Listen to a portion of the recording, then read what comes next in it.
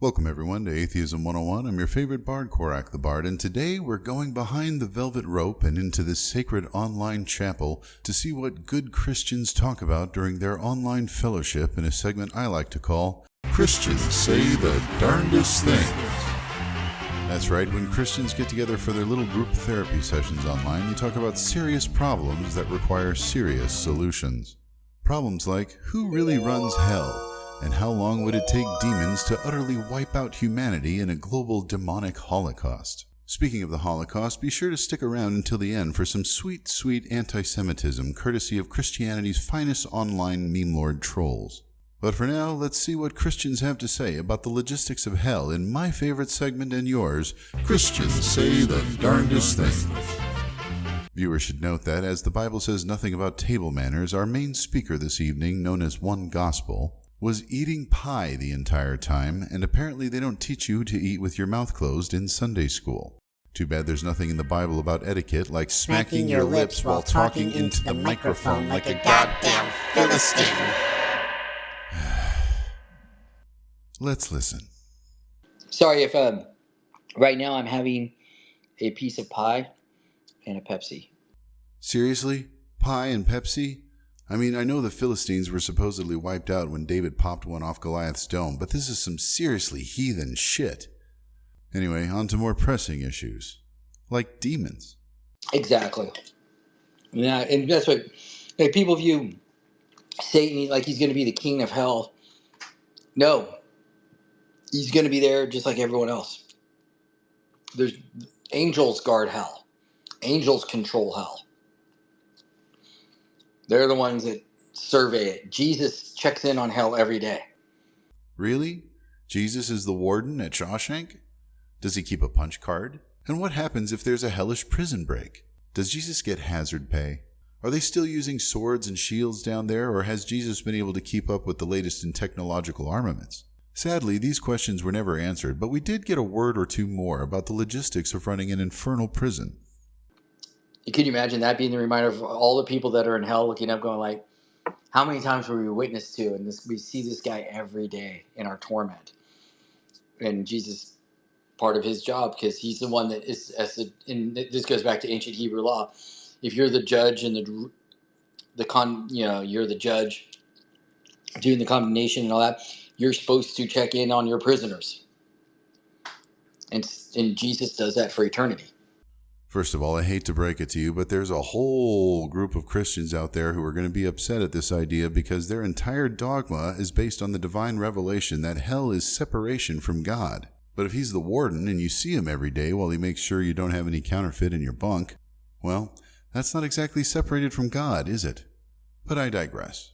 Apparently, Satan doesn't run hell, Jesus does. And in a classic example of Christianity's position of, oh, how I love to look down my nose at the burning heretics. In this fanboy's version of the Bible, Jesus is the stern lawman making the rounds every day in Folsom Prison, ensuring the inmates don't get out of line while they gnash their teeth at the thought of denying him. Just so heartwarming. Like a Norman Rockwell picture. Such a perfect microcosm of Christianity. Which reminds me, every time I poke my head in during these little gospel sessions, never do I hear them talking about what heaven is like. Why is that, I wonder? Maybe because heaven sounds fucking boring. What, we're all literally worshiping and singing praises from now until the end of time, waiting for Jesus to get home after a long night shift in hell? And there's no sinning in heaven, so we literally can't do anything else, right? Hard pass. Even the damned jailer's version of hell, as described by One Gospel here, sounds pretty good. And you get daily visits from Jesus. I think I'd rather get visits from Jesus than have to live with him and sing about how awesome he is all the damn time. Dude's got a seriously huge ego. And once those demons are unleashed by their eternal jailer to bring about Armageddon, what will the ensuing global holocaust of humanity look like during the end times with hundreds of thousands of demons on the loose? There's 200,000 of them. If each kills 5, that's 1 million. If each kills 50, that's 50 million. Each kills 100 million. So they each have to kill 1,000 people. So how quick can a demon kill 1,000 people? Probably pretty quick, So actually, I don't even think it's 1,000. It might be 500. So it's not going to be a large span of time. Because if you let that go too long, everyone's dead. And these are the kinds of hard-hitting questions I've come to expect from Christians.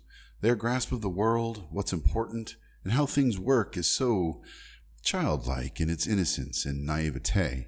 It's easy enough for a 7-year-old to declare on national television that Jesus can turn water into wine. Made the water into wine at the wedding. That's the story. What do we learn from that story? We learned the more wine we get, the better the wedding is. So what's the difference between that and a grown-ass man declaring that Jesus is the eternal prison guard? Mentally, I see no difference between the indoctrinated child and the aggressively ignorant adult. Yeah, it's actually only 500 people that the demons would have to kill each. So they could probably knock that out in a good 3 days, heavy populated areas. So, but yeah, no, that later on the Tigris and Euphrates dries up completely, so the armies from basically China and all that can come over and join the army and join the war at Armageddon, because they basically, Satan basically lines up all the armies that are left in the world to fight Jesus when he comes down.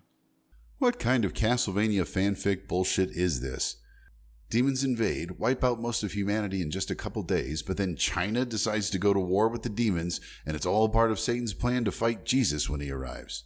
No word on what kind of armaments Jesus will be packing, but I'm thinking flamethrower. Look, I don't know about you, but I'm starting to wonder why I ever doubted in the first place. I mean, it's the third act of The Lord of the Rings come to life. Why wouldn't I be stoked about it? But how does it all end? The birds clean everything up. The birds, why we get to go celebrate with Jesus for a week, the birds clean up the place for us. Well, there you have it, folks. Jesus is the universal jailer. A plague of demons can wipe out humanity in just a couple days, and birds are going to clean up the mess afterwards while we hang out with Jesus for a week, presumably at his rooftop condo in the Hamptons, where the party is fucking banging. Ain't no party like a Jesus party. Thanks for joining us on today's installment of Christians Say the Darndest Things. Be sure to stop the video here if you don't want to move on to the anti-Semitic epilogue.